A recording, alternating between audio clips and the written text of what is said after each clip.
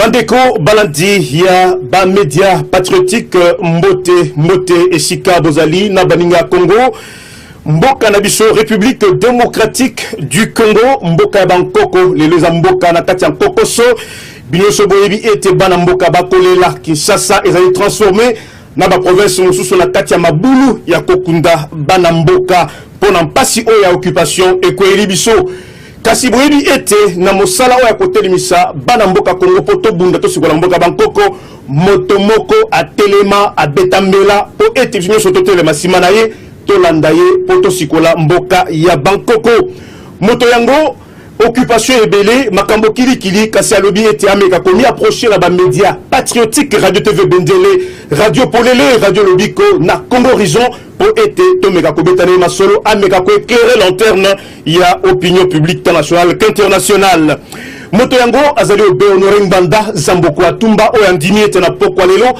azala na biso elongo poto solola masolo o etali mboka bankoko Honoré Ngbanda Zamboko Atumba président ya Pareko mbote esika ozwami biso na esengo ya koyamba yo awa na ba média patriotique mbote leki Grégoire et puis mbote na bandeko nyonso ya République démocratique du Congo et particulièrement na ba patriote nyonso oyo bazali batelemi likolo mpona kobunda etumba ya kosikola mboka na bango na pesi bino baso mbote mingi mbote leader ya résistance oyo lelo mbela na yo ekoti aux quatre coins du monde. Merci mingi pour la disponibilité. Honoré Ngbanda Zamboko Atumba nazalinga mon côté pour animer cet entretien oyo kozala vraiment riche en couleurs mingi baza branché na ngonga oyo po bala na mongongo na yo comme le seul homme politique oyo telemi po omega ko cadrer pour orienter dynamique ya kosikola mboka nazanga mon côté comme na sikolo bango nazali rejoindre na basture biso virtuelle par Libita Libongo ya radio TV Bendele na Nono Makwanza oyo ya radio Polele merci mingi ba confrère pour na corriger na studio tikana le kana lombango et pas moto ya yambo na yebi kena yoki mungongo zali vraiment pempa neuf aux en bonne santé tikana le cas carrément ko tuna yo mutuna nga liboso ngonga na zali vraiment précieux ring ko abuser en côté ezali à propos il y a dialogue ou ezali vraiment lancé par l'imposteur cheval il y a 3 il y a bamboka ou agresseur celle politique ezali vraiment morose agité à cause de la dynamique oyo Kabila oyo babenga Kabila oyo tobenga Kanambe auti ko convaincre ba parti politique pas des moindres oyo bandimi ete bakende dialogue énième dialogue alors que mboka ezana kati ya mpasi makila bana mboka ezali kotangama ezali kosopama ba chantier ou ba charnier ba muso bengango chantier ngala bengango charnier ezali na mboka mobimba Kasio en tant que éclaireur leader à résistance ba patriote résistant balingi ba meka kozwa un peu position na yo éclairer bango ozali la lecture nini par rapport ya eloko ozali kosala pasi o babengi dialogue avec ma partie à opposition Honoré Ngbanda na yepa na yo merci Grégoire oko permettre pona masolo to bosola lelo nazala nalingi nazala un peu plus pédagogique po bana mboka Congo ba comprendre nano toyokana na bana mboka Congo bayeba exactement eloko nini oyo eze koleka na mboka na biso po omoni makambo uti koloba wana tozei na charnier monene likambo monene oyo ya 425 cadavres oyo bauti kozwa soki ezalaki na bamboka mosusu mbele moto eze kopela me nini oyo eze kosalaka epai na biso eleko oyo bwe makambo oyo ya minene ezali Kanambe aye ko annoncer dialogue pe omoni mbala moko bango nyonso batiki makambo ya cadavre wana miso na bango ekeli ko na dialogue oyebi nalingi na rappeler yo ndeko na biso moko mobundi monene Steve Biko alobaka likambo moko monene phrase wana natangela kabino yango mwa mbala mingi alobi na français alobi l'arme la plus puissante entre les mains des oppresseurs, c'est la mentalité des opprimés. Nalingi na limbola yango moke. Alobi ebundeli oyo boye ezalaka na maboko ya bato oyo boye baye ko nyonga mboka ezalaka ma ezaleri ya bato ya mboka oyo baye ko konza bango.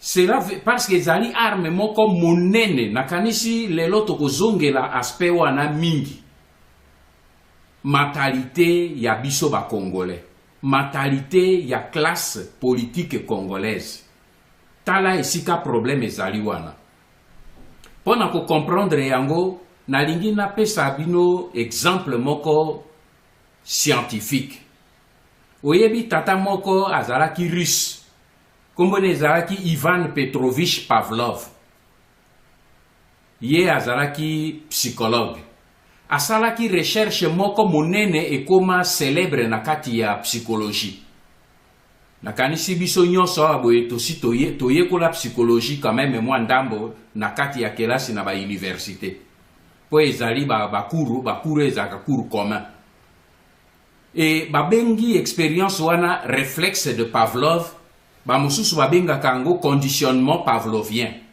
ezali nini tata wana Pavlov asalaki expérience moko monene azalaki na bambwa na ye ebele na bambwa wana soki alingi koleisa bango abeti clochette bang bang bang bang bang bang bang bang bambwa nyonso tango bakoya tango bakomi bakuti biloko ya kolia baleiti esili bakei soki ekomi ngonga ya kolia abeti bang bang bang bang bambwa bapoti alors bambwa bameseni kaka so bayoki kaka ngonga wana ngbengbe ata biloko ya kolia ezete bango nyonso bakomi tata otango akosala expérience akomona ke baglande ya bambwa wana nyonso babandi kosalive donc clochette wana na nini na terme psychologique baza kobenga yango stimulus c'est-à-dire eze eloko moko ezi koconditionner comportement na bato ezali problème moko monene baleki na ngai barwandais observer très bien ba congolais pe ba conditionner ba congolais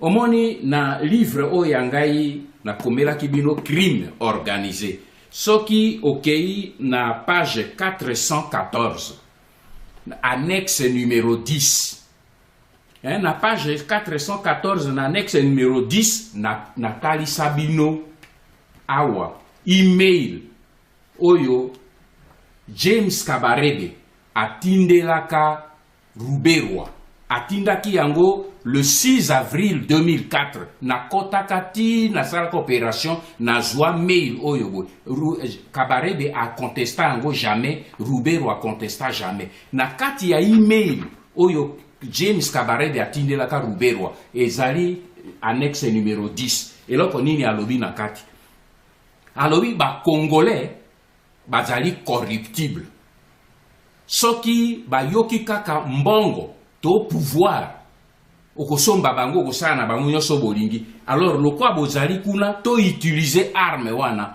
arme ya nini ya pouvoir arme ya nini ya mbongo parce que ils sont corruptibles pe akei même mosika abi ils sont traîtres dans le sang c'est-à-dire que bakoki même ko trahir mboka na bango soki olingi kopesa ye mbongo olingi kopesa ye pouvoir ya moke ou ya mwa mokonzi ya moke ako trahir mais c'est ça qui se passe aujourd'hui omoni Kanambe azalaki na kati ya kaka mais à chaque fois soki azali na kati ya kaka à faire sonner kaka clochette ba rwandais bayebi ke so bakomi na kaka ba sonner kaka clochette ya Pavlov mais clochette na bango nini dialogue moni ba congolais nyonso ba bosani ba problème minene nyonso ba bosani occupation ba bosani passé bango nyonso ba potimbangu na mangeoire soko zomono biso na kati ya l'œil du patriote tozo utiliser vocabulaire oyo ya mangeoire ezali par hasard te ezali bien calculé pour vous comprendre que congolais eloko alingi yango wana omoni tango basonaki clochette dialogue Sam nini na Addis Abeba bake Addis Abeba dialogue Sam City bake na Sam City kuna ba sud-africain bayebisaka ngai babi ba congolais oyo baye awa boye moto moko ave kooccupe ata likambo te Thabo Mbeki ayebisaka ngai 2004 abi bandeko na bino baye awa boye tikana lobina bimisela bino makambo mosusu bo comprendre yango abi me ezali soni ba congolais baye awa boye bazali komi occuper même na ba débat pona ko rédiger ba condition ya makambo na mboka na bango te ce sont des rwandais qui rédigent tangelangai un seul Congolais où il y a rédigé ni document il y a accord et à San City azate et c'est ba Rwandais ba beti kaka clochette dialogue inter-congolais ba sopani na San City mais ba ke ko lia ba ke ko joa ba perdiem pe ba ke ko zila partage ya pouvoir ta la problème autozé nango lelo yango même à l'époque de Mobutu c'était la même chose et c'est là que bandi lelo te. À l'époque de Mobutu, c'était la même chose. Nazaki, conseiller spécial, et la conférence nationale, tango conférence nationale, et Zaki Konginda, ministre de la Défense, na Pesaki conférence na Sénégal, na Dakar, devant une panoplie, au moins il y a 60 journalistes internationaux. Bazalaki commis intéressé parce que conférence nationale oyo yabiso ezaka konginda tango na kati ya ba question batuni na okende musika te na yebisi bango na lobi bino bozolo baka Mobutu ikor nabi nazo ko poser bino question bato oyo bino bozolo ba opposition ngai nazo yebisa bino na opposition zaïroise je mets au défi un seul opposant politique congolais toute tendance politique confondue. P. Déclaration on a balekisa kangon à la voix du Zaïre. Nabi, je mets au défi tout opposant politique. Ok, nazo pesé bien ba mot. Tout opposant politique, toute tendance confondue. Oya lobi que afinga kamubutu na mo ipe na butu ayaka kozwambongo na badoli tete. Le jour où il y a la Mosapi Nakopé, ça y est, le jour, la date, l'heure, même numéro matricule et avion où il y a Kitakarango na Nagbadolite. Est-ce que l'opposant politique moka tombola Mosapi? Bazali wana tuna bango, est-ce que l'opposant politique moka tombola Mosapi? Ba Rwandais, ba Belge, ba Américain, ba Français, ba yebi mentalité ya biso, ya classe politique congolaise. Que biso na motu na biso peuple congolais a une valeur te Congo est une valeur te et donc ils sont intéressés biso ba politiciens congolais ezali kaka kozwa pouvoir kozwa mbongo kozwa basi ofanda ozana voiture et tout c'est tout ce qui intéresse yangwana komi tungisa te eleki na ngai bino boze ko kamwa mais ngai na ze ko kamwa te nazeko kamwate parce que zali un grand problème et yango ngai nazeko mi intéressé nde na bino ba jeune que bo longola mentalité oyo mabe oyo biso ba kulutu na bino ba tata na bino ba yaya na bino to zenango oyo ye que to tondi kaka na posa mbongo pouvoir kosakana basi grosse voiture otondi na basi na ba quartier nyonso ya Kinshasa wana ozali à l'aise c'est ça le grand problème. Et c'est une mentalité à Congolais. Et c'est ça que ozomono mwana ya taximen oyo ya Rwanda a commis wana azo manipuler ba docteur en droit, ba docteur en sciences politiques, ba éminente personnalité politique, ba tata ba mosu ba tata na ye azo ko manipuler bango to komi bololé na miso na ba Rwandais à cause ya mentalité oya biso ba Congolais. Voilà la vérité. Nazo seli yo malo. Merci Mingi, merci Kuluto Norengbanda Zamboka Tumba. Toujours na katia rubrique Oyo, il y a un dialogue alors que Mboka Isa na katia Mpasi avec Bacharnier partout. Naza un peu na Sumutuna à propos de ça, Norengbanda Sokoza ko permettre. Ezali stratagème Oyo, pouvoir et occupation, ezali ko mettre en place Namoyi Bazako Lakisa, ba cercueil pour na ba enterrement Namoyi. Et au même moment, il a annoncé la création, il y a marché international, il y a Maluku. Nalingi et Penazo un peu, moi, lecture par rapport à stratagème, il y a pouvoir d'occupation de Ringbanda, peuple congolais, Aminga Aligaka Mingi, yo mega ko éclairé sur aspect toujours obscur, il y a ce pouvoir aux éléments le peuple congolais au jour le jour, on Ringbanda, Nazonge Panayo.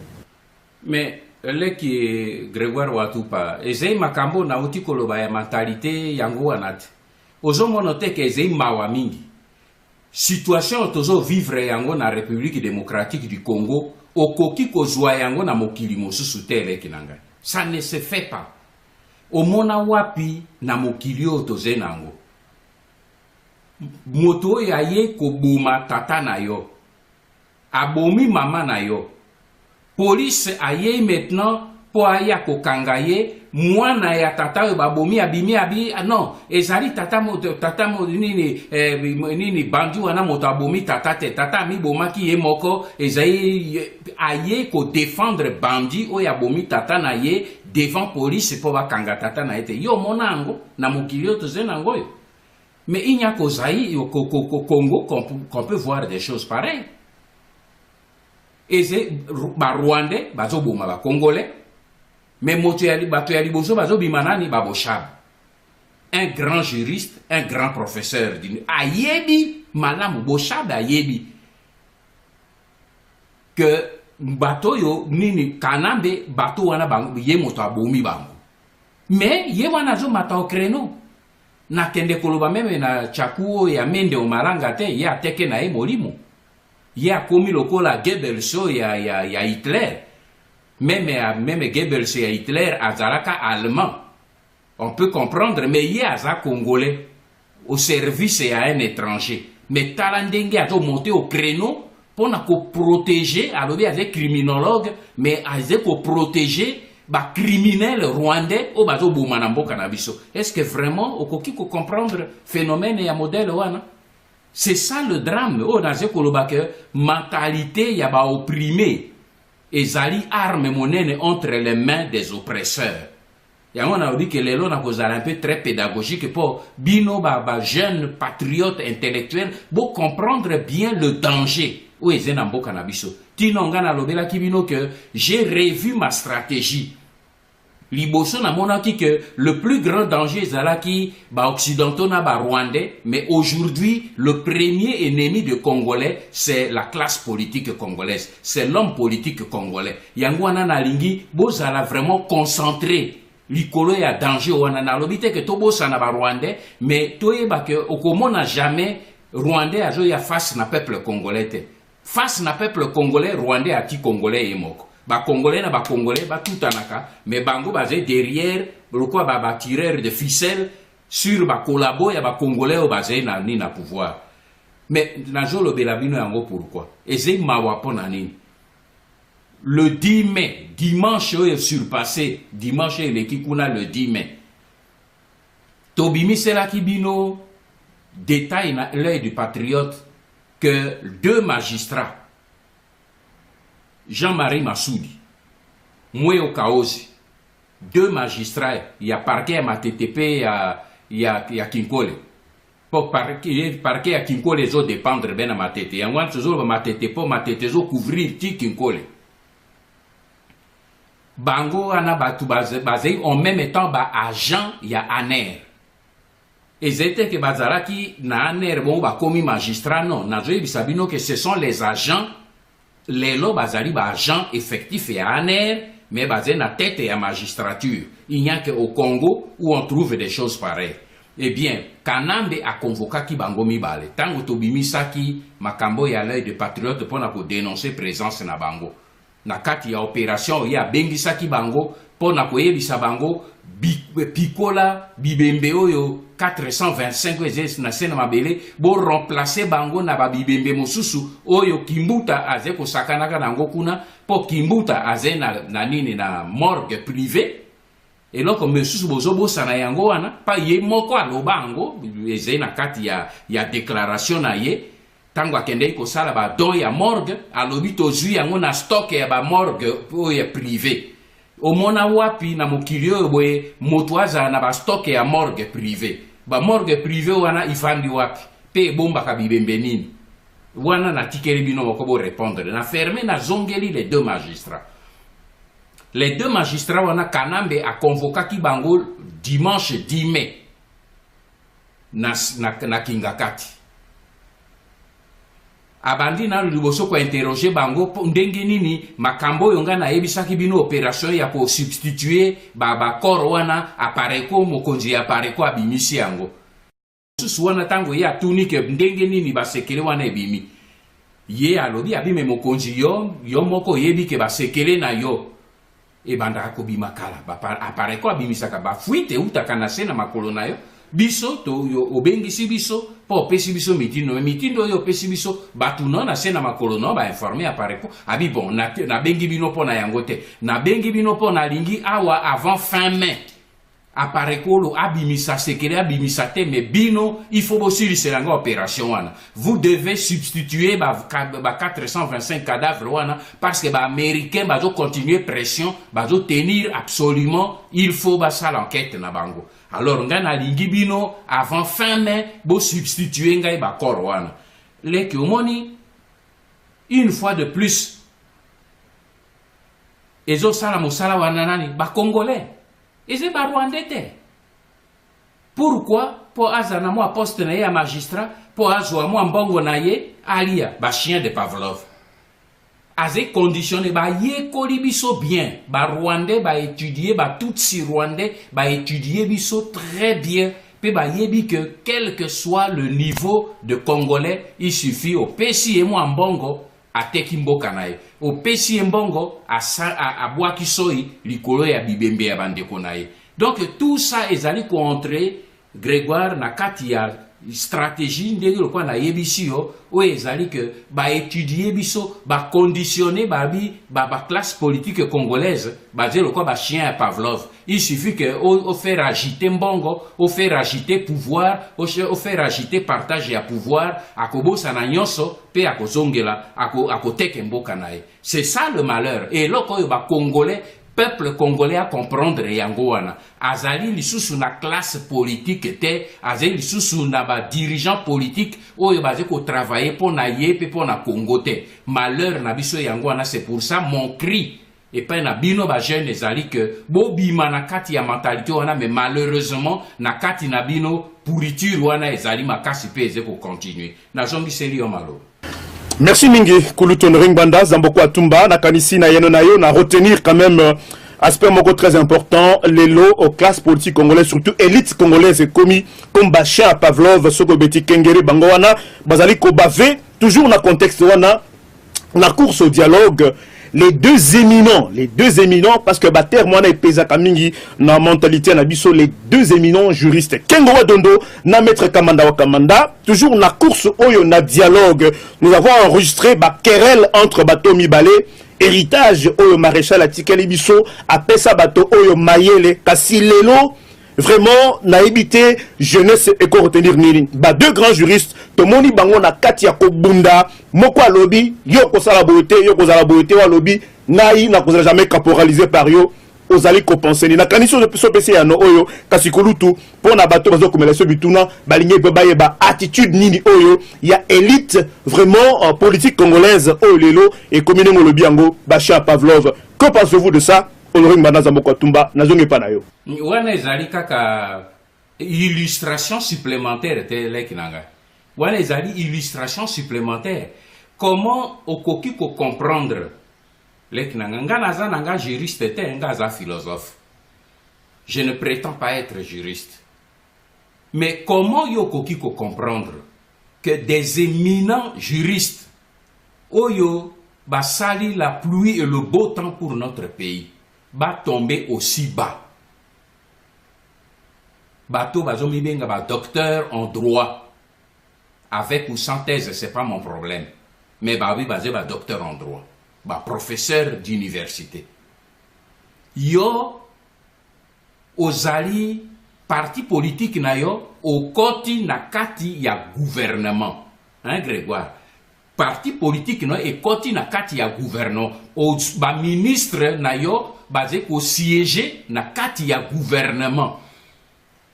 Pe ozwi mukanda okomi olobi ngai nazali opposition républicaine. Est-ce que okoki ko comprendre ngaza juriste te que les juristes m'expliquent ça. Yo zali membre parti na yo koti na gouvernement, ozali membre ya gouvernement parce que parti a kengo eze na kati ya gouvernement. Et puis alobi il y a des opposition républicaine, opposition. Ozé na gouvernement mais ozé opposition. Expliquez-moi ça, moi je ne comprends pas. Ozali, de l'autre côté, des juristes, alobi que Nga Nazali, président de la République élu, mais au même moment, On a moni document qui va circuler tout à l'heure dernièrement. Au même moment, alors bien Azali président est parti naïe. Et ça ne se fait pas. Mais ce sont des juristes. Yozali président élu, président de la République, dès que commis président de la République, Ozali quoi appartenir lui sous una parti na yote. Ozali président de la République de tous les citoyens, ba poni ona ba poni yote ba komi bana na yo.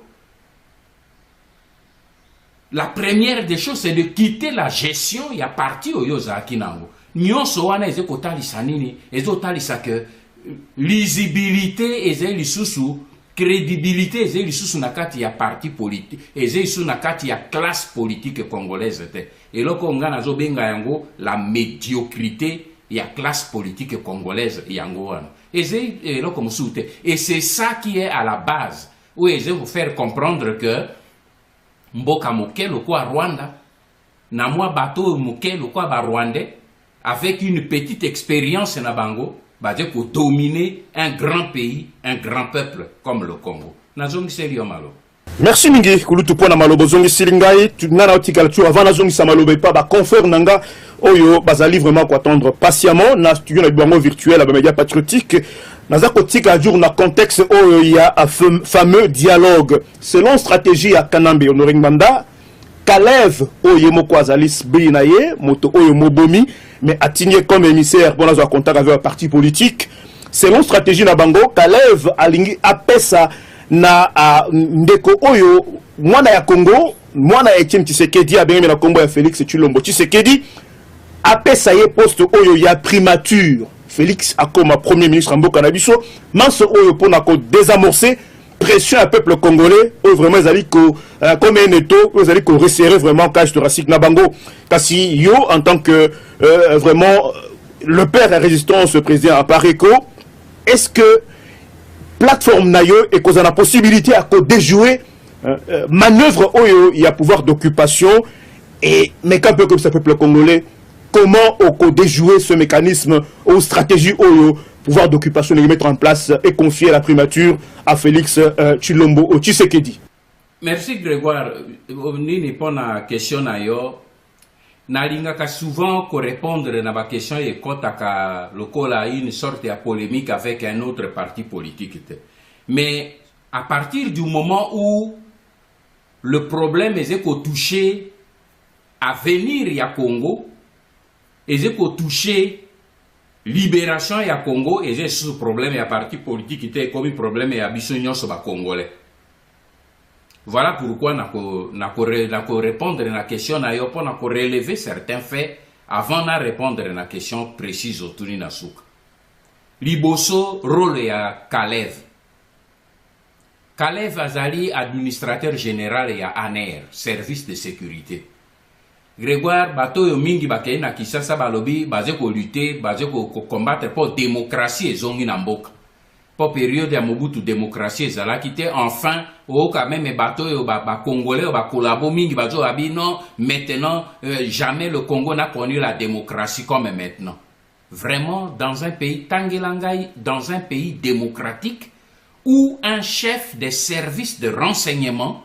Je parle d'un pays démocratique pour voyage aux Ongilangate qui a une période dans Mobutu Tondimi qui a une période dans Mobutu qui dictature. Ça c'est autre chose. Mais dans un pays dit démocratique, au Mona Wapi, un chef des services de renseignement, lokola kunanini na États-Unis la CIA, bakamata chef ya CIA a kende maintenant qu'on négocier na ba démocrate soko ba républicain ba zena pouvoir akende ko négocier en coulisses na ba démocrate pona ko kende ko yokana na bango au mona wapi ou bien le quoi na France chef ya DGSE akende maintenant ko sala ba contact politique avec UMP et na ba parti mosusu le quoi ba centriste le quoi bazali na na opposition aussi au mona wapi.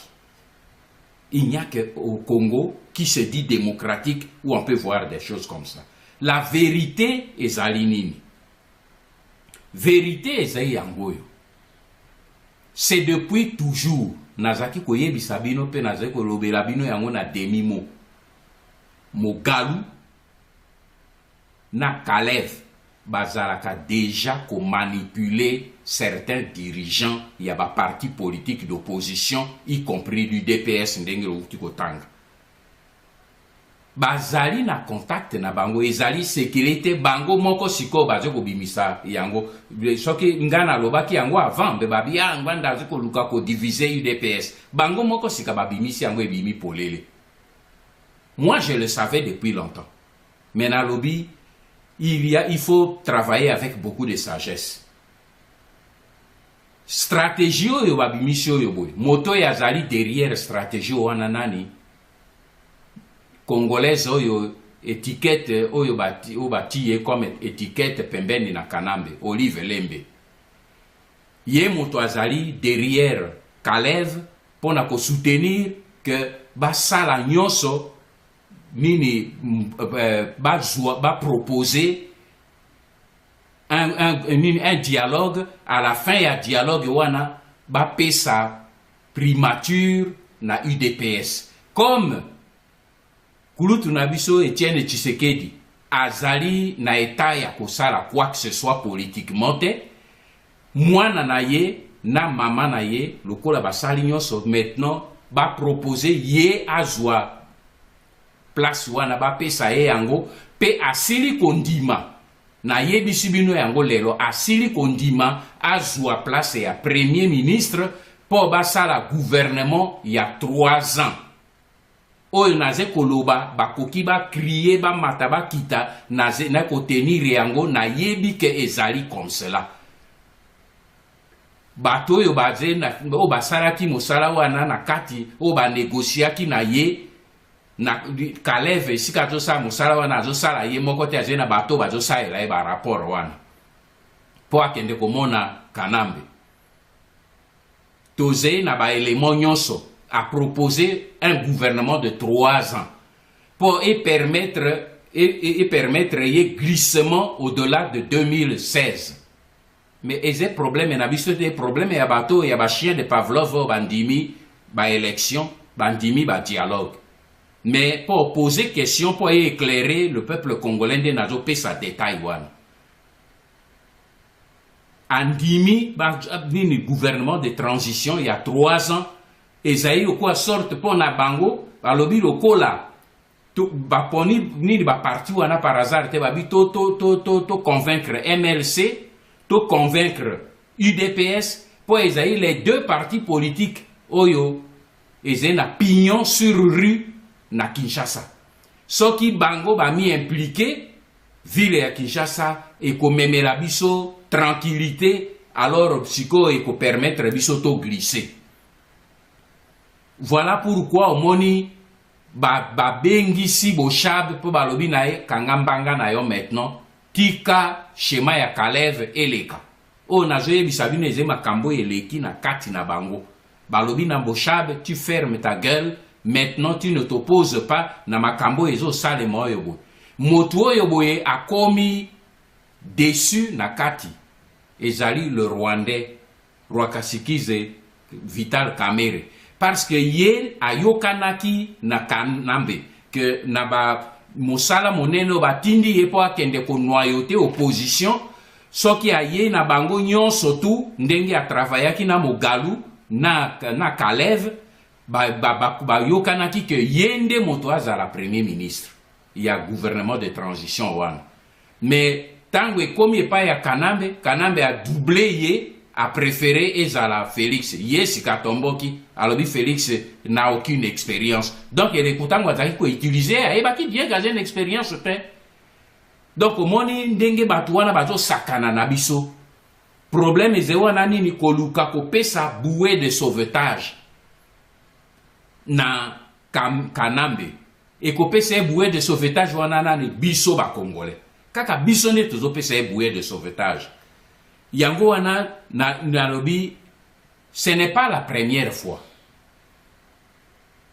Tomonaki Kanambe dans le passé a utilisé qui moi na Mobutu tango monaki beto ezoya a utilisé moi na Mobutu lelo ati wapi a utilisé qui moi na Kasavubu lelo ati wapi a utilisé qui moi na Lumumba lelo ati wapi. C'est pour cette raison que nalobi problème ezali wana simplement moko.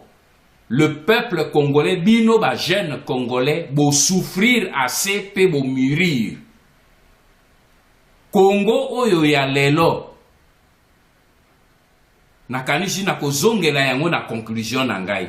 Parce que lelo entretien na ngai sika na koya ko chite yango wana. Congo oyo ya lelo ngai na yebi que e bakolonga te parce que Congo oyo ya lelo bino ba jeune bo comprendre que ezali Congo ya ngbanda te. Ezali Congo ya Tshisekedi te. Ezali Congo ya Bemba te. Biso nyonso tokoleka. Congo ezali ya ba Congolais. Congo ezali te za Congo ya bana ya te. Non. O wana ezali bileko ya kala. Il n'y a pas d'hérédité génétique en politique. Ce n'est pas parce que lelo ngana sali politique que bana na ngai nyonso bana makila na bango politique koteli bango. Non. Soki mwana na ngai alingi kosala politique akosala na ndenge na ye, mais ezala te ekoma problème ya empire ya héritage lokola tata na ngai azalaki wana sikoyo boye c'est mon tour ngai nde il faut na kamata relais mpo naze koporte kombo wana kombo epesaka motu expérience te. De Gaulle c'est une grande figure mais bana ne batondani na poto esika tozali awa bana ne batondani na poto awa bana ne baze na France esika na le 8 mai dernièrement wa boye tomonaki François Hollande a quitté a salué famille ne bazali ebele mais est-ce que bango nyonso balobi il faut biso to nini droite ezali ya koko na biso de Gaulle donc il faut ezala biso to longola bana Congo longola biloko wana na motu makambo ya bana ya ezali te biso toze na royaume te toze na empire te. Congo ezali ya ba jeune patriote ezali ya bato bali komi battre pona kosimba mboka na bango. Solution oyo koya Grégoire ezali solution magique ya honoré ngana te yango nazo yebisa na bino peuple congolais jeune congolais kolekisa babiloko wana te ba complexe oyo ya kombo ya bana ya bolongola yango na mito na bino moto ya abotama na intelligence innée na expérience innée azate ba expérience tozwaka yango na mokili nazongi serio malo. Merci Honoré Ngbanda pour la cause Seranga Maloba, le père à résistance, président de la Parico.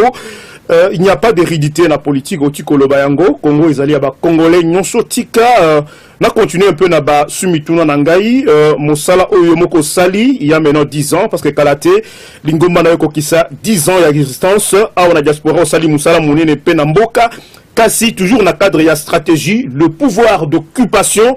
Et où-tu qu'on procédé n'a pas débauché certains combattants, dits combattants, baza pour présenter Bango Nambo Cannabis comme représentant, il y a diaspora congolaise. Et d'autre part aussi, Honoré Ngbanda, et à propos, il y a déclaration, il y a Molière TV, où Balobi était résistance patriotique congolaise, et ils allaient diviser la diaspora entre le camp, entre la tendance Bangala. Vraiment, terme moko, ils allaient vraiment que ça n'a pas si dans mon thème, ils allaient que la diaspora, la résistance est partagée entre tendance ya Bangala, Oyomoko Zali Kokamba, Honoré Ngbanda avec Apareko, Bangala, et d'autre part, nous avons une tendance ya Baluba, aux alliés représentés par Etienne Tshisekedi ou Amulumba de l'UDPS.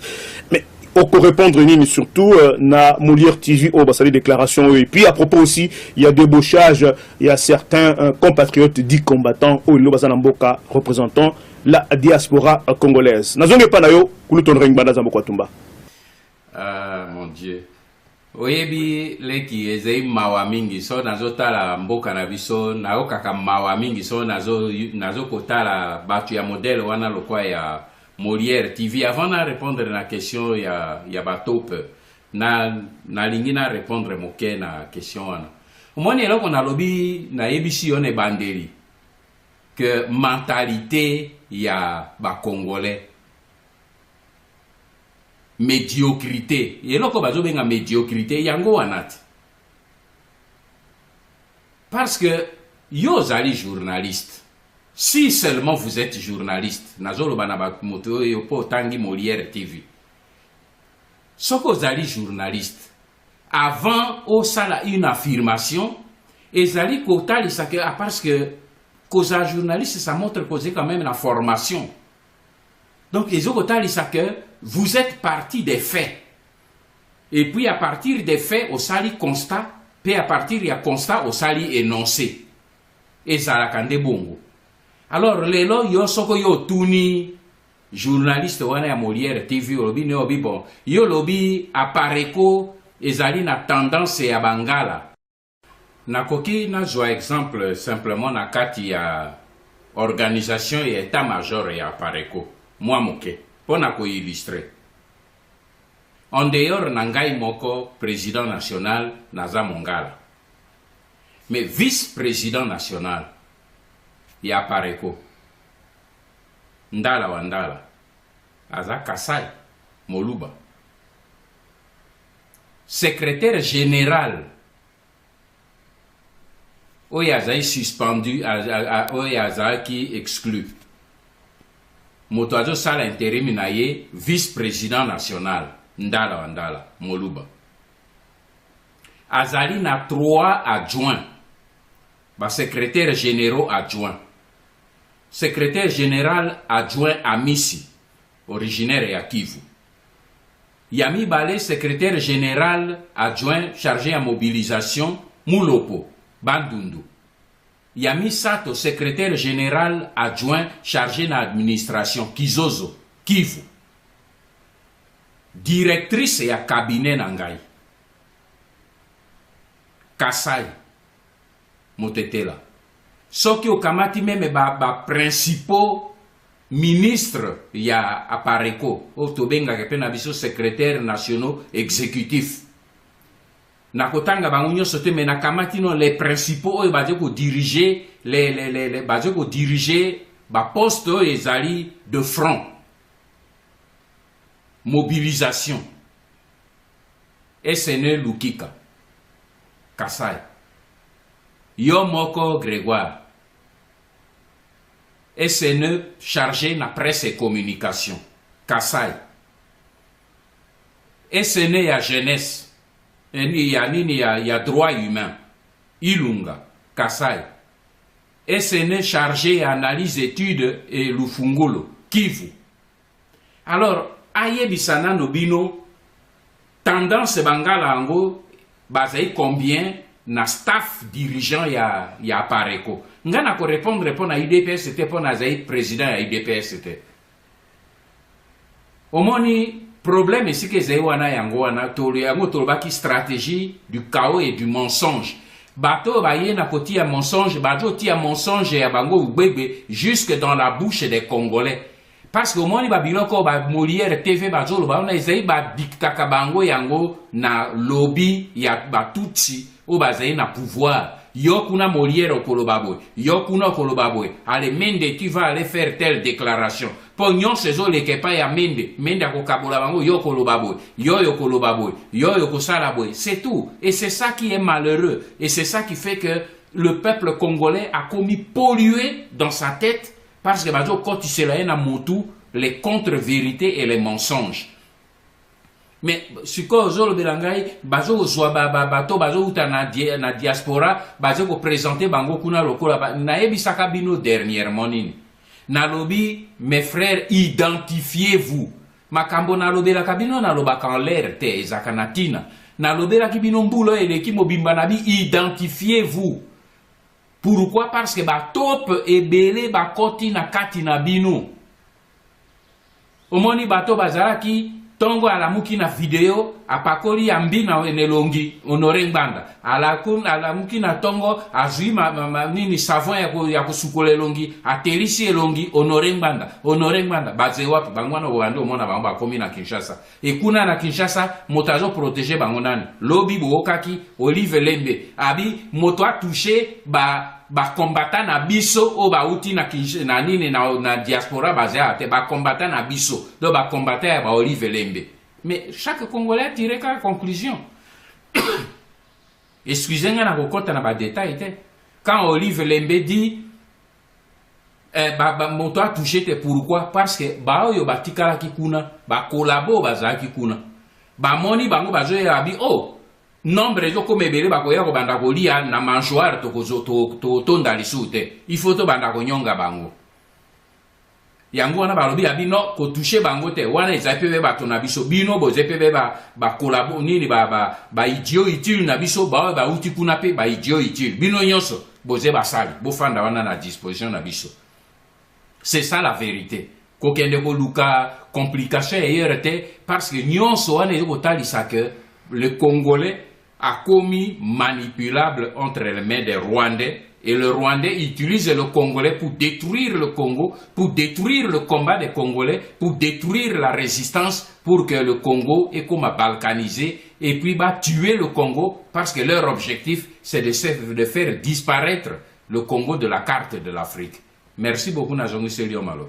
Merci, merci M. Noring Banda, Zamboko Atumba, Pona Eyano, vraiment qui toko à propos, il y a vraiment Moutouna Nautikotuna Otikana clôturé. Bawanga mituna zaki nango ezali vraiment kokoma la biso belé na ba patriote balinga mingi batuna mituna ezali toujours à propos il y a attitude ya ba congolais na yebi que chaque fois que ba mouvement moko boye ya résistance ba mekaka carrément ko kima etumba oyo pour ba rejoindre manjoar ya Kanambi Ningi ba déclara toujours que bazalaka ko travailler na Honoring Bandana Lingoma na munene ya Apareko. Alors yo en tant que moto vous allez vraiment maîtriser ba enjeu oyo parfois caché il y a grand public mais quand peu comme c'est biso attitude oyo il y a ba mouvement il y a résistance et zali est dû à quoi chaque fois que ba mekaka toujours ko rejoindre régime d'occupation vous allez continuer la bango ba miette na mesa na peso maloba kulu Honoring Banda. Merci Grégoire pour la question nayo. Je crois que na koza molai na question anate. Soko moni batuana bazeko tia bazo sala ba mise en scène. Pona ko loba ke bazali na Apareko ensemble alors que bazali na biso sika mon côté ezali simple. C'est parce que même état batuana bazeko attaquer biso lelo. Bango nyonso ba yebi que le seul combat crédible lelo en République démocratique du Congo ezali combat ya Apareko. Bango bayebi. Le seul combat aujourd'hui est crédible ya biso. D'où est-il que il faut maintenant à chaque fois faire croire na population kuna na Kinshasa pe na intérieur et à République que loko la biso uti kuna biso nyonso tozali na Apareko ensemble. Yango na biso bino nyonso il faut boyeba maintenant que ça la campagne pour na ko dénoncer ba imposteur nyonso oyo baze kolongwa na diaspora pe baze ko kitakuna pour na ko kende soi-disant koloba na kombo ya résistance. Bango moko pe ba yebi que batuana baze na crédibilité mon côté. Mais ils ont besoin na bango pour brouiller les pistes, brouiller intelligence et peuple congolais. Parce que mona makambo eleki depuis janvier et bouleversé ba Rwandais na ba occupant. Ba mi rendre compte que message et à résistance et koti na kati ya population peuple congolais, jeunesse congolaise a mis approprié le message de la résistance. Donc, stratégie na bango mo bimbalelo ezali ko brouiller les pistes, ko brouiller maintenant le message ko tia bato pebele na kati pour que ni peuple congolais a mis retrouvé te yango no moni ebele kuna na mboka baze koloba mais ndenge nini bino lisubo bandi ko zonge pa yoyo bona mboka na lingi na yebisa na peuple congolais de toutes les régions que oyo nyonso okomono ye akomi kuna na Congo pe alobeli bino a tokende na élection a tokende na négociation quel que soit son parti politique quelle que soit sa popularité yeba benga ye kolabo benga ye traître parce que lelo yo motu nyonso oyo alingi ya meme peuple congolais po akende na ba élection mais peuple congolais pour akende na ye na ba urne na ba dialogue azei moto ya zo luka liwa ya peuple congolais pe liwa ya Congo tokozongela yango na kokende na bozindo po na kotalisa bino pourquoi tout à l'heure parce que zali très important mais yango wana na lobi bato nyonso bazo kende kuna bakiti na Kinshasa bazo kende kuna a ngana zali biso to zali ba combattant to zali ba résistant azeli banda résistant ba réseau ya résistance ezena kati ya mboka eyeba kana batu ya pouvoir te petro tali sabino yango lelo na pesi na zongi selio ma elo bazali ba agent effectif ya ANR mais basé na tête et à magistrature. Il n'y a qu'au Congo où on trouve des choses pareilles. Eh bien, Kanambe a convoqué Kibango Mibale. Tant que Tobimi Saki, Makambo y a l'œil de patriote pour dénoncer présence na Bango. Na kati ya opération, il y a Bengi Saki Bango, pour na koye Bisabango, Pikola, Bibembe Oyo, 425 na sena mabele, bo remplacer Bango na ba Bibembe Mosusu, Oyo Kimbuta azeko sakanaka nango kuna, po Kimbuta azena na nini na morgue privée. Et donc, monsieur Bozobo Sanayango, pas yé moko alobango, eze na kati ya déclaration na ye, tango akende ko sala ba don ya morgue, alobi tozui yango na stock ya ba morgue oyo privé. Omona wapi na mokili oyo boye motoaza na ba stock ya morgue privé. Ba morgue privé wana ifandi wapi? Pe bomba ka bibembe nini? Wana na tikeli bino wakobo répondre. Na fermé na zongeli les deux magistrats. Les deux magistrats, wana Kanambe a convoqué Kibango dimanche 10 mai na Kingakati. Abandi na liboso ko interroger Bango ndenge nini makambo yonga na yebisaki bino opération ya ko substituer ba corps wana apareko mokonzi apareko abimisi yango. Susu wana tango ya tunike ndenge nini ba sekele wana ebimi. Ye alobi abime mokonzi yo moko yebi ke ba sekele na yo. E banda akobima kala apare ko abimisaka ba fuite utaka na sena makolo na yo biso to yo obengisi biso po pesi biso mitindo yo pesi biso batu no na sena makolo no ba informer apare ko abi bon na bengi bino po na yango te na bengi bino po na lingi awa avant fin mai apare ko lo abimisa sekele abimisa te mais bino il faut aussi l'isanga opération wana vous devez substituer ba 425 cadavres wana parce que ba américain bazo continuer pression bazo tenir absolument il faut ba ça l'enquête na bango alors ngana lingi bino avant fin mai bo substituer ngai ba corps wana leki omoni une fois de plus ezo sala mosala wana nani ba congolais. Et c'est pas Rwandais. Pourquoi? Pour azana moi poste na ye magistrat, pour azwa moi mbongo na ye alia ba chien de Pavlov. Azé conditionné ba ye kolibiso bien, ba Rwandais ba étudier ba tutsi Rwandais ba étudier biso très bien. Pe ba yebi que quel que soit le niveau de congolais, il suffit au pesi et moi mbongo a tekimboka na ye. Au pesi mbongo a boaki soi likolo ya bibembe ya bandeko na ye. Donc tout ça ezali contrer Grégoire na kati ya stratégie ndenge lokwa na yebisi yo o ezali que ba étudier biso ba conditionner ba classe politique congolaise basé lokwa ba chien à Pavlov. Il suffit que au faire agiter mbongo, au faire agiter pouvoir, au faire agiter partage ya pouvoir, akobo sana nyonso pe akozongela akoteke mboka nae. C'est ça le malheur. Et loko ba congolais peuple congolais à comprendre yango wana azali lisusu na classe politique te azali lisusu na ba dirigeant politique oyo bazé ko travailler pour na yepe pour na Congo te malheur na biso yango wana. C'est pour ça mon cri et pas na bino ba jeune ezali que bobima na kati ya mentalité wana mais malheureusement na kati na bino pourriture wana ezali makasi pe eze ko continuer na zongi seli yo malo. Merci Mingi Kuluton Ringbanda Zamboko Atumba na kanisi na yeno na yo na retenir quand même aspect moko très important les lots aux classes politiques congolaises surtout élite congolaise commis comme Bachar Pavlov Soko Beti Kengere Bangowana bazali ko bavé toujours na contexte wana na course au dialogue les deux éminents parce que Bater moi na pesa kamingi na mentalité na biso les deux éminents juristes Kengo Wadondo na maître Kamanda Wakamanda toujours na course oyo na dialogue nous avons enregistré ba querelle entre bato mibale héritage oyo maréchal Atikeli biso apesa bato oyo mayele kasi lelo vraiment na évité jeunesse et ko retenir nini ba deux grands juristes tomoni bango na kati ya kobunda moko alobi yo ko sala boité yo ko sala boité wa lobi ngai na ko jamais caporalisé par yo ozali kopense na kanisi so pese ya no oyo kasi kolutu pona bato bazo komela so bituna balingi bayeba attitude nini oyo ya élite vraiment politique congolaise oyo lelo et comme nous le biango Bachar Pavlov. Que pensez-vous de ça? Honoré Mbana Zamoko Tumba nazonge pa na yo. Wana ezali kaka illustration supplémentaire te lekinanga. Wana ezali illustration supplémentaire. Comment okoki ko comprendre lekinanga nga naza nanga juriste te nga za philosophe. Je ne prétends pas être juriste. Mais comment yo okoki ko comprendre que des éminents juristes oyo basali la pluie et le beau temps pour notre pays va tomber aussi bas. Bato bazomi benga ba docteur en droit avec ou sans thèse, c'est pas mon problème. Mais ba oui basé ba docteur en droit, ba professeur d'université.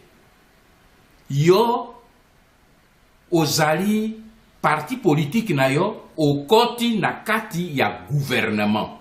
Hein Grégoire? Parti politique no et koti na kati ya gouvernement. O ba ministre na yo basé ko siéger na kati ya gouvernement. Pe ozwi mukanda komi olobinga nazali opposition républicaine. Est-ce que okoki ko comprendre ngaza juriste te que les juristes m'expliquent ça. Yo zali membre alliance moko monene. Azalaki na bambwa na ebele. Na bambwa wana soki alingi ko leisa bango abeti clochette bang bang bang bang bang bang bang bang bambwa nyonso tango bakoya tango bakomi bakuti biloko ya kolia. Ba leiti esili bakei. Soki ekomi ngonga kolia abeti bang bang bang bang bambwa bapoti. Alors bambwa ba meseni kaka so ba yoki kaka ngonga wana bang bang bang ata biloko ya kolia ezete bango nyonso bakomi tata tango akosala expérience akomona que ba glande ya bambwa wana nyonso babandi ko saliver. Donc clochette wana na nini na terme psychologique bazako benga ngo stimulus. C'est-à-dire ezelo komoko eziko conditionner comportement na bato. Ezali problème moko munene baleki na ngai. Ba Rwandais ba observer très bien ba Congolais. Pe ba conditionner ba Congolais. Omoni na livre o yangai na komela kibino crime organisé. Soki okei na page 414, annexe numéro 10. Na page 414, na annexe numéro 10, Nathalie Sabino, awa, email, oyo, James Kabarebe, atindelaka Ruberwa, atindaki yango le 6 avril 2004, na kotakati na sala coopération na joie mail oyo Kabarebe a contesté yango jamais, Ruberwa a contesté jamais. Na kati ya email oyo James Kabarebe atindelaka Ruberwa ezali annexe numéro 10. Eloko nini alobi na kati? Alobi ba Congolais bazali corruptible.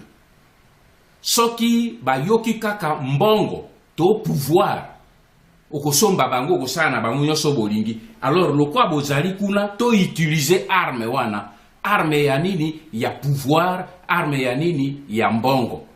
Parce qu'ils sont corruptibles, ils sont traîtres dans le sang. C'est-à-dire que bakoki même ko trahir mboka na bango, soki olingi ko pesa ye mbongo, olingi ko pesa ye pouvoir ya moke, ou ya moi moko ya moke ako trahir.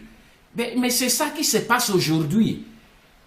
Omoni Kanambe azalaki na kati ya kaka, mais à chaque fois soki azali na kati ya kaka à faire sonner kaka clochette. Ba Rwandais ba yebi ke so ba komi na kaka ba sonner kaka clochette. Oh ya Pavlov. Mais clochette na bango nini dialogue. Dialogue moni ba Congolais nyonso ba bosani ba problème minene nyonso ba bosani occupation ba bosani passe bango nyonso ba potimbangu na mangeoire. Soko zomono biso na kati ya l'œil du patriote tozo utiliser vocabulaire oyo ya mangeoire ezali par hasard te. Ezali bien calculé pour vous comprendre que Congolais et le Kwalingi Yangoana, au moni tango ba sonaki clochette. Dialogue, Sam Nini na Addis Abeba, baké Addis Abeba. Dialogue, Sam City, baké na Sam City. Na Sam City kuna, ba sud-africain ba yebi sakangai. babi ba congolais oyo ba ye awa boye moto moko aze ko occuper ata likambo te mbeki tabo mbeki ayebisaka ngai 2004 abi bandeko na bino ba ye awa boye tika na lobi na bimisela bino makambo mosusu bo comprendre yango abi me ezali soni ba congolais ba ye awa boye bazali komi occuper même na ba débat pona ko rédiger ba condition ya makambo na mboka na bango te. Ce sont des Rwandais qui rédigent. Tangelangai un seul Congolais où il y a rédigé ni document ya accord ya Sand City azate et c'est ba Rwandais ba beti kaka clochette dialogue inter-congolais ba sopani na Sand City mais ba keko lia ba keko zwa ba perdiem pe ba keko zila partage ya pouvoir. La problème même à l'époque de Mobutu, c'était la même chose. Et c'est là que bandit les lotes. À l'époque de Mobutu, c'était la même chose. Nazaki conseiller spécial, la conférence nationale, tant conférence nationale, les acquis qu'on guinda ministre de la défense, na pesaki conférence na Sénégal, na Dakar, devant une panoplie, au moins il y a 60 journalistes internationaux. Bazala qui commis intéressé parce que conférence nationale il y a biche ezaka konginda. Tant que na kati ya ba question batuni na okende musikate na yebisi bango. Na lobi bino bozolo baka Mobutu ikor nabi nazo ko poser bino question. Bato yo bino bozolo ba opposition. Ngai nazo yebisa bino na opposition zaïroise. Je mets au défi un seul opposant politique congolais, toute tendance politique confondue. P déclaration na balekisa kango na la voix du Zaïre. Nabi je mets au défi tout opposant politique. OK, nazo peser bien ba comme ba mot. Tout opposant politique, toute tendance confondue. Oya lobi que afinga kamubutu na moi pe na butu ayaka kozwa mbongo na gbadoli tete. Le jour où ya kotombo la mosapi na kopé ça y est le jour, la date, l'heure, même numéro matricule et avion où ya kitaka na gbadoli te. Est-ce que opposant politique moko tombola ka mosapi? Bazali wana tuna bango, est-ce que opposant politique moko tombola ki mosapi? Ba Rwandais, ba Belge, parti na yo koti na gouvernement, ozali membre ya gouvernement. Parce que parti à Kengo na kati ya gouvernement. Et puis à l'obi, il y a des oppositions républicaines. Opposition. Osé na gouvernement, mais osé opposition. Expliquez-moi ça, moi je ne comprends pas. Osali, de l'autre côté, des juristes. À l'obi que Nga Nazali, président de la République élu. Mais au même moment, on a mon document qui a circulé tout à l'heure dernièrement. Au même moment, alors bien Azali président est parti naïe. Et ça ne se fait pas. Mais ce sont des juristes. Yozali président élu, président de la République, dès que commis président de la République, Ozali quoi appartenir le sous na parti na yote. Ozali président de la République de tous les citoyens. Ba poni ona ba poni yote ba komi bana na yo.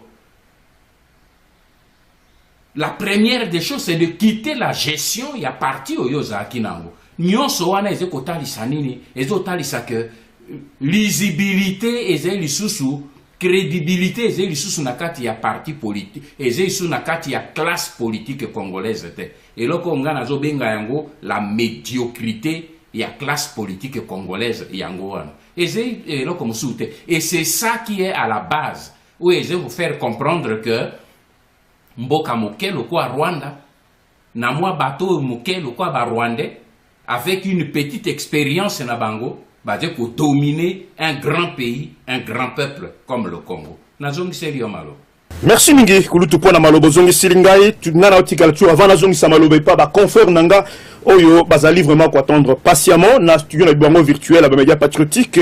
Naza kotika jour na contexte où il y a un fameux dialogue selon stratégie à Kanambe Honoré Nganda Kalev oyo moko azalis binaye moto oyo mobomi mais atigné comme émissaire pour avoir contact avec un parti politique selon stratégie na bango Kalev alingi apesa na ndeko oyo mwana ya Congo mwana ya Etienne Tshisekedi abengemi na Congo ya Félix Tshilombo Tshisekedi apesa ye poste oyo ya primature Félix Akoma premier ministre en mboka na biso manso oyo pona ko désamorcer pression à peuple congolais ou vraiment zali ko comme un étau vous allez ko resserrer vraiment cage thoracique na bango kasi yo en tant que vraiment le père de résistance président à Pareco est-ce que plateforme na yo et qu'on a la possibilité à ko déjouer manœuvre oyo il y a pouvoir d'occupation et mais qu'un peu comme ça peuple congolais comment on peut déjouer ce mécanisme ou stratégie oyo pouvoir d'occupation de mettre en place et confier la primature à Félix Tshilombo au Tshisekedi. Merci Grégoire. Ni répond à la question nayo. Nalingaka souvent ko répondre na ba question et kotaka lokola une sorte de polémique avec un autre parti politique. Mais à partir du moment où le problème est qu'on toucher à venir ya Congo, et qu'on toucher libération ya Congo, et c'est ce problème ya parti politique qui était comme un problème ya bisognon sur ba Congolais. Voilà pourquoi nako répondre à la question na yo pour nako relever certains faits avant de répondre à la question précise autour de Nasuka. Liboso rôle ya Kalev. Kalev Azali administrateur général ya ANER, service de sécurité. Grégoire bato yo mingi bakei na Kisasa balobi baze ko lutter, baze ko combattre pour démocratie ezongi na mboka. Pour période ya Mobutu démocratie ezalaki te enfin o quand même bato yo ba congolais ba collabo mingi bazo abi non maintenant jamais le Congo n'a connu la démocratie comme maintenant. Vraiment dans un pays Tangelangai, dans un pays démocratique où un chef des services de renseignement. Je parle d'un pays démocratique pour voyage aux Ongilangate qui a une période dans Mobutu Tondimi qui a une période dans Mobutu qui dictature. Ça c'est autre chose. Mais dans un pays dit démocratique, au Mona Wapi, un chef des services de renseignement, le kola na États-Unis la CIA, bakamata chef ya CIA a kende maintenant qu'on négocie na ba démocrate, so ba républicain ba zena pouvoir a kende ko négocier en coulisses na ba démocrate pour na ko kende ko yoka na bango au mona wapi ou bien le ko ezena France chef ya DGSE a kende maintenant ko sala ba contact politique avec UMP et na ba parti mosusu le ko ba centriste le ko bazali na ni na opposition aussi au mona wapi. Il n'y a que au Congo qui se dit démocratique où on peut voir des choses comme ça. La vérité est alinini. Vérité est yangoyo. C'est depuis toujours. Nazaki koye bisabino pe nazaki kolobela bino yango na demi mot. Mogalu na Kalev bazalaka déjà ko manipuler certains dirigeants y a ba parti politique d'opposition y compris du DPS ndenge uti kotanga. Bazali na contact na bango ezali sécurité bango moko siko bazo ko bimisa yango soki ngana lobaki yango avant be babia nganda ziko luka ko diviser UDPS bango moko sika babimisi yango ebimi polele. Moi je le savais depuis longtemps. Mais na lobby il faut travailler avec beaucoup de sagesse. Bandeko balandi ya ba média patriotique mbote esika bozali na baninga Congo mboka na biso République démocratique du Congo mboka bankoko leleza mboka na kati ya kokoso binoso boyebi ete bana mboka bakolela Kinshasa ezali transformé na ba province mosusu na kati ya mabulu ya kokunda bana mboka pona mpasi oyo ya occupation ekoyeli biso kasi boyebi ete na mosala oyo ya kotelemisa bana mboka Congo poto bunda to sikola mboka bankoko moto moko atelema abetambela po ete nyonso totelema nsima na ye tolanda ye poto sikola mboka ya bankoko moto yango occupation ebele makambo kilikili kasi alobi ete ameka komi approcher na ba média patriotique Radio TV Bendele Radio Polele Radio Lobiko na Congo Horizon po ete tomeka kobetane masolo ameka ko éclairer lanterne ya opinion publique nationale qu'internationale moto yango azali obe Honoré Mbanda Zamboko Atumba oyo andimi ete na pokwa lelo azala na biso elongo poto solola masolo oyo etali mboka bankoko Honoré Mbanda Zamboko Atumba président ya Pareco mbote esika ozwami biso na esengo ya koyamba yo awa na ba média patriotique mbote leki Grégoire et puis mbote na bandeko nyonso ya République démocratique du Congo et particulièrement na ba patriote nyonso oyo bazali batelemi likolo mpona kobunda etumba ya kosikola mboka na bango. Napesi bino banso mbote mingi. Mbote, leader ya résistance oyo lelo mbela na yo ekoti aux quatre coins du monde. Merci mingi pour la disponibilité. Honoré Manzamboka Tumba Nazalinga mon côté pour animer cet entretien oyo kozala vraiment riche en couleurs. Mingi baza branché na ngonga oyo pour balana mongongo na yo commis le seul homme politique oyo telemi pour omega ko cadrer pour orienter dynamique ya kosikola mboka. Nazanga mon côté comme na sikolo bango nazali rejoindre la bascule émission virtuelle par Libita Libongo ya Radio TV Bendele na Nono Makwanza oyo ya Radio Polele. Merci mingi ba confrère pour na corriger na studio tikana le kanalo mbango et pas moto yambo na ibi kena ki mungongo zali vraiment pempa neuf aux en bonne santé tikana le cas carrément que tout na mutu na ngali boso ngonga na zali vraiment précieux ligne ko abuser en côté ezali à propos il y a dialogue où ezali vraiment lancé par l'imposteur cheval il y a 3 il y a bamboka ou agresseur celle politique ezali vraiment morose agité à cause de la dynamique oyo Kabila oyo babenga Kabila oyo tobenga Kanambe auti ko convaincre ba parti politique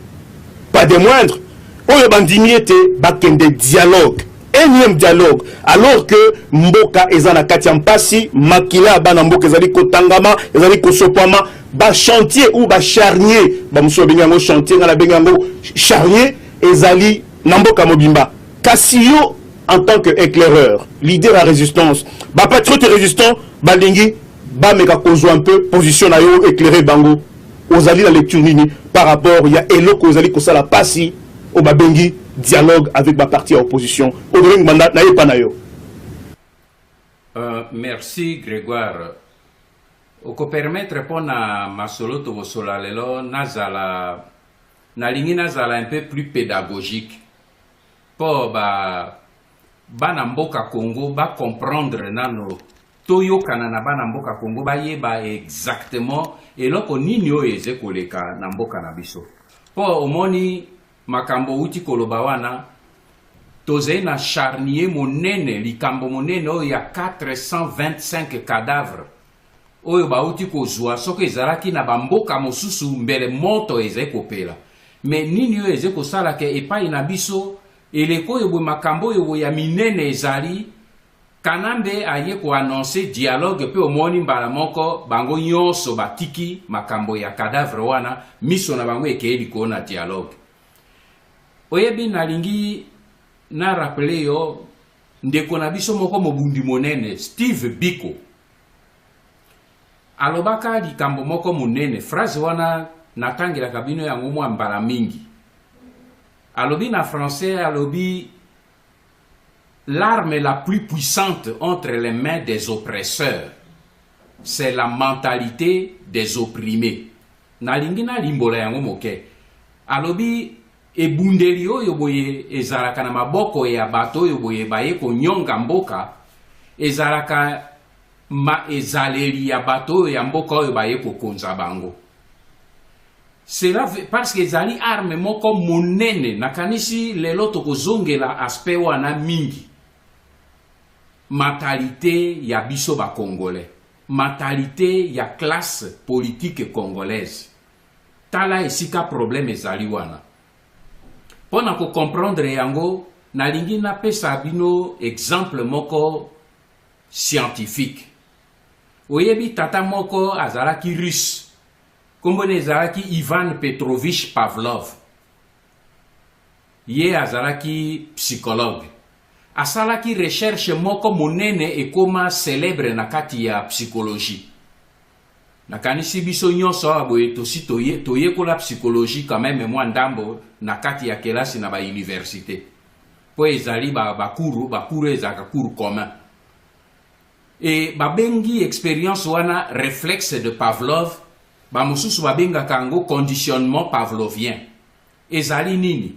Tata wana Pavlov asalaki expérience ba américain, ba français, ba yebi mentalité ya biso ya classe politique congolaise. Que biso na motu na biso peuple congolais a une valeur te. Congo eze na valeur te. Et donc eze ko intéressé biso ba politiciens congolais ezali kaka kozwa pouvoir, kozwa mbongo, kozwa basi, ofanda, ozana voiture et tout. C'est tout ce qui intéresse. Yangwana komi tungisate eleki na ngai bino boze ko kamwa, mais ngai naze ko kamwa te.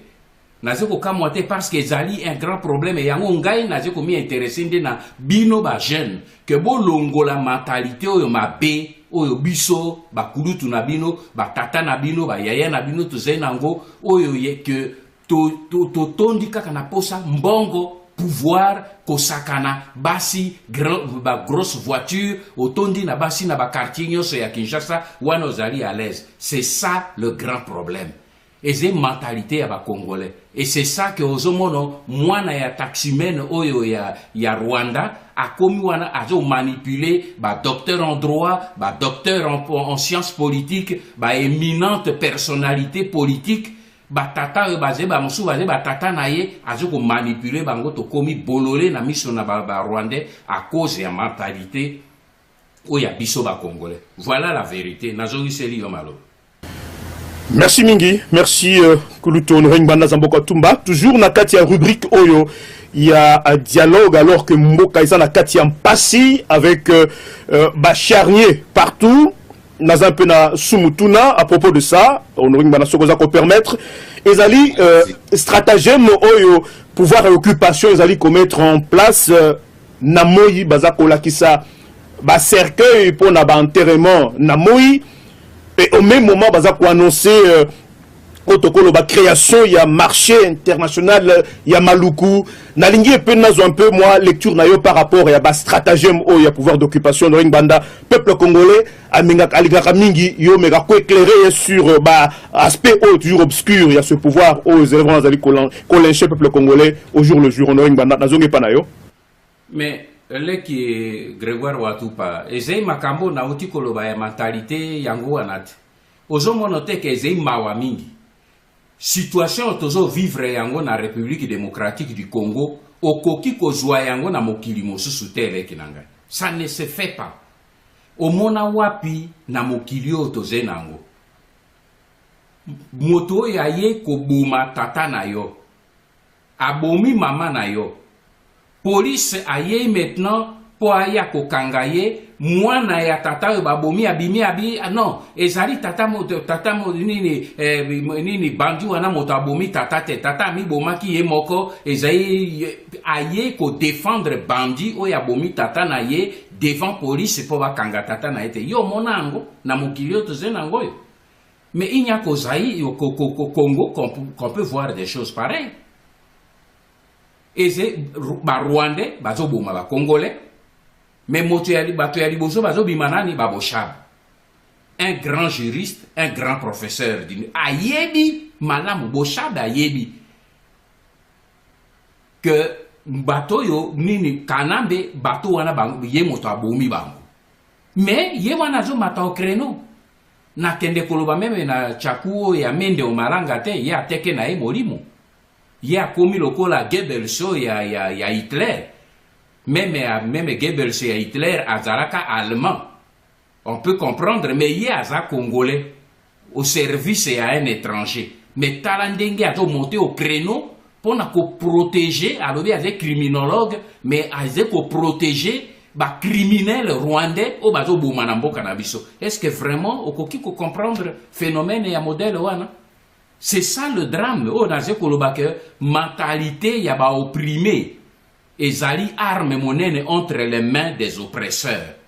Et on a dit que les lois sont un peu très pédagogique pour bino jeunes patriotes intellectuels pour comprendre bien le danger. Oui, c'est un beau cannabis. Tinongana lobela kibino que j'ai revu ma stratégie. Liboso na monaki que le plus grand danger zalaki ba occidentaux na ba rwandais, mais aujourd'hui le premier ennemi de Congolais c'est la classe politique congolaise, c'est l'homme politique congolais. Yangwana na lingi bozala vraiment concentré. Likolo ya danger wana na lobite que tobosa na ba rwandais, mais toyeba que okomona jamais rwandais azo ya face na peuple congolais te. Face na peuple congolais, rwandais ati congolais yemoko. Ba congolais na ba congolais ba tout anaka mais bango basé derrière lokwa ba tireur de ficelle sur ba collabo ya ba congolais au bazé na ni na pouvoir. Mais nazo bela bino yango pourquoi? Eze mawa pona nini?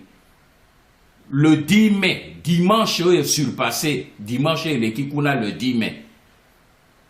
Tobimi Selakibino détaille dans l'œil du patriote que 2 magistrats, Jean-Marie Massoudi, Moué Kaozi, 2 magistrats, il y a parquet à Matétépé, il y a Kinkole.